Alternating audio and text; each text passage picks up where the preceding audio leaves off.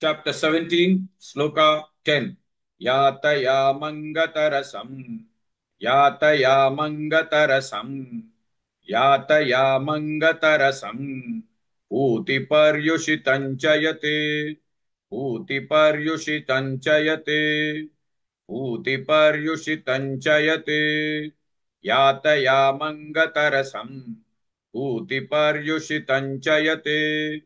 यातयामङ्गतरसम् पूतिपर्युषितञ्चयते यातयामङ्गतरसम् पूतिपर्युषितञ्चयते यातयामङ्गतरसम् पूतिपर्युषितञ्चयते यातयामङ्गतरसम् पूतिपर्युषितञ्चयते उच्छिष्टमपि चामेत्यम् उच्छिष्टमपि चामेत्यम् उच्छिष्टमपि चामेत्यम् भोजनं तामसप्रियम् भोजनं तामसप्रियम् भोजनं तामसप्रियम् उच्छिष्टमपि चामेत्यम् भोजनं तामसप्रियम् उच्छिष्टमपि चामेत्यम् भोजनं तामसप्रियम् उच्छिष्टमपि चामेत्यम्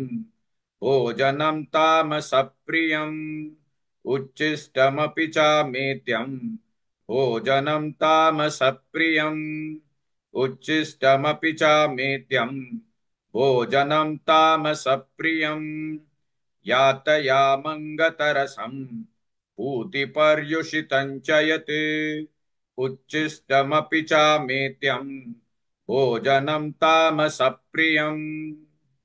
Please like and share this video because you could be instrumental in helping someone around the world recite the Srimad Bhagavad Gita, thereby helping them to have a life of unending opulence, victory and prosperity. This is mentioned in chapter 18, sloka 78. Yes, don't forget to buy my book, Leadership Can Be Child's Play. Namaste.